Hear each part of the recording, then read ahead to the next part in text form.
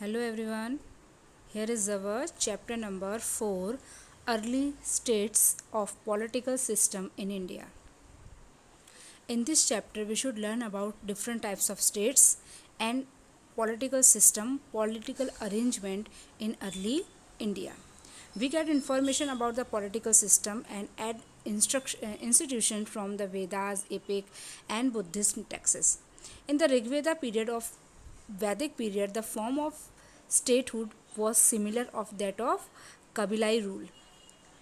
Its head was called Rajanya, who was to be elected. Political organization like Sabha, Samiti exist.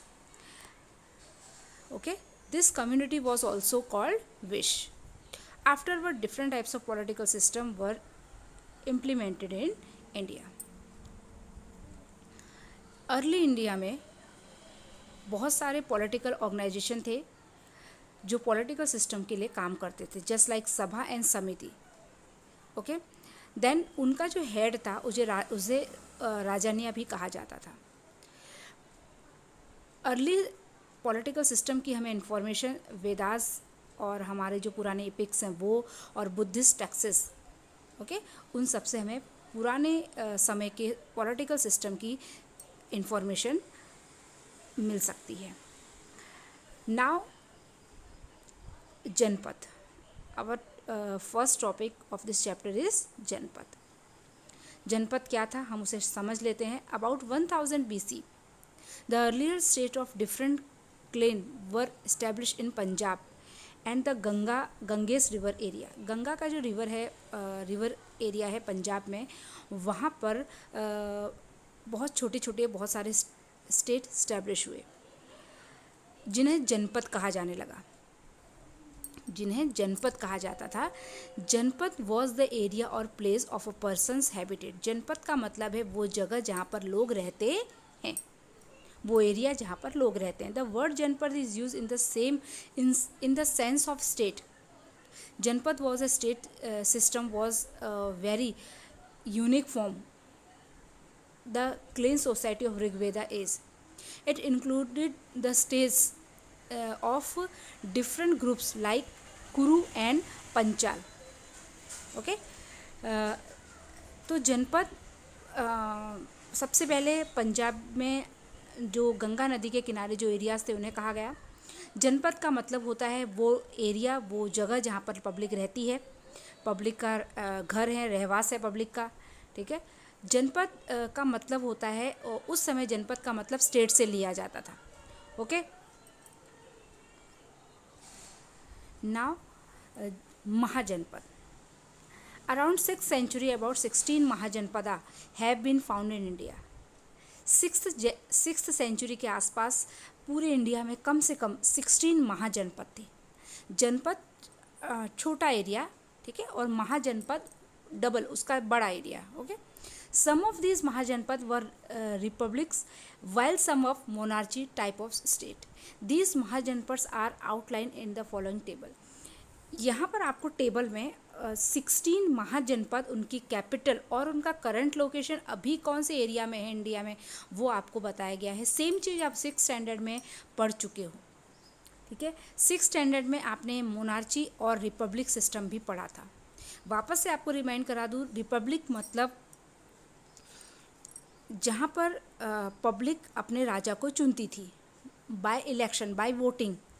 Okay, but monarchy system मतलब जहाँ पर राजा का बेटा ही राजा बनता था और उसका बेटा राजा बनता था और उसका बेटा राजा बनता था, यानी कि या फिर राज परिवार का ही कोई सदस्य राजा बनता था. आम पब्लिक को उसमें इंटरफेयर करने की कोई भी इजाज़त नहीं थी. क्लियर. तो ये रिपब्लिक और मोनार्ची सिस्टम, रिपब्लिक में जनता का राज होता है, जनता अपने लीडर को चुनती है, सेम जैसे अभी होता है. मोनार्ची में राजा राज करता है और उसका बेटा ही राजा बनता है, किसी और को राजा बनने का हक नहीं होता. यहाँ पे 16 स्टेट आपको दिए गए हैं. 2-4 स्टेट हम यहाँ पे डिस्कस कर लेते हैं. अनगा, जिसकी कैपिटल थी चंपा और अभी वो ईस्ट बिहार में वो जगह है. वज्जी, वैशाली, जिसकी कैपिटल थी नॉर्थ बिहार में अभी वो जगह है. मल्ला, कुशीनारा, जिसकी कैपिटल थी और वो एरिया अभी उत्तर प्रदेश गोरखपुर में है. काशी, वाराणसी जिसकी कैपिटल थी, और वो वाराणसी जो उत्तर प्रदेश में है अभी वही है। मगध, राजगिरी और गिरिवराज साउथ बिहार में है। फिर कोसल इसी तरह से अवध में है। वत्सा फिर वो उत्तर प्रदेश के प्रयागराज के आसपास उसकी जगह है। तो ऐसी बहुत सारी यहाँ पे स्टेट आपको जो दिए गए हैं वो स्टेट दिए गए हैं, और उनकी कैपिटल उस समय उनकी कैपिटल कौन सी थी वो, और करंट कैपिटल यानी कि करंट लोकेशन आपको बताई गई है बेटा। ओके, तो किस तरह से हमें अर्ली इंडिया के पॉलिटिकल अरेंजमेंट के बारे में इससे पता चलता है। Okay, now our next topic is monarchy state system. अभी मैं आपको मोनार्ची के बारे में डिस्कस कर चुकी हूँ ऑलरेडी, है ना। वो स्टेट जहाँ पे राजा ही चीफ होता है, ठीक है, उसे मोनार्ची सिस्टम कहा जाता है। उस समय एमंग द महाजनपद, उस समय महाजनपद में जितने भी राज्य थे उन सबके बीच एक दूसरे से बढ़कर, अपने आप को एक दूसरे से बढ़कर साबित करने का कंपटीशन था।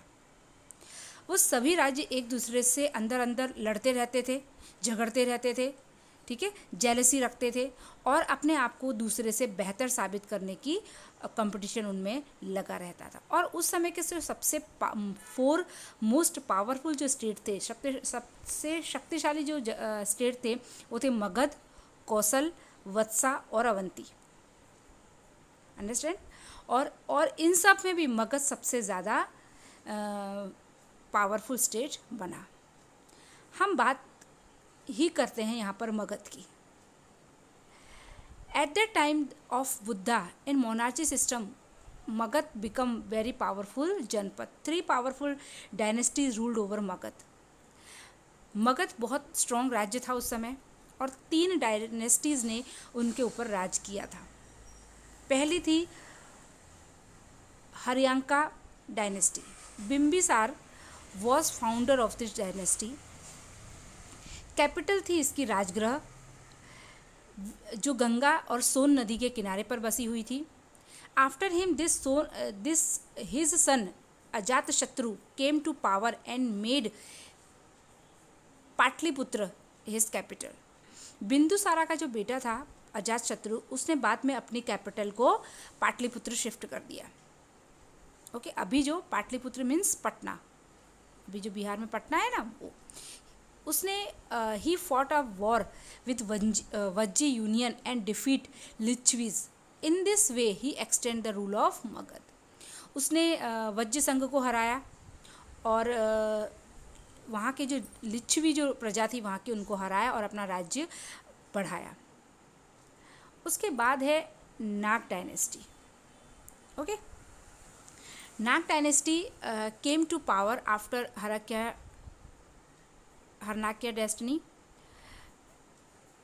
which included king named Shishunaga, who was associated with Buddha religion. उसके बाद हम बात करते हैं नंद डायनेस्टी की। Nanda dynasty establish by mahajanapada was most powerful. जो नंद जो राजा थे जिन्होंने नंद डायनेस्टी की नींव रखी थी, वो राजा बहुत पावरफुल थे। Mahajanapada is considered to be the first Indian emperor.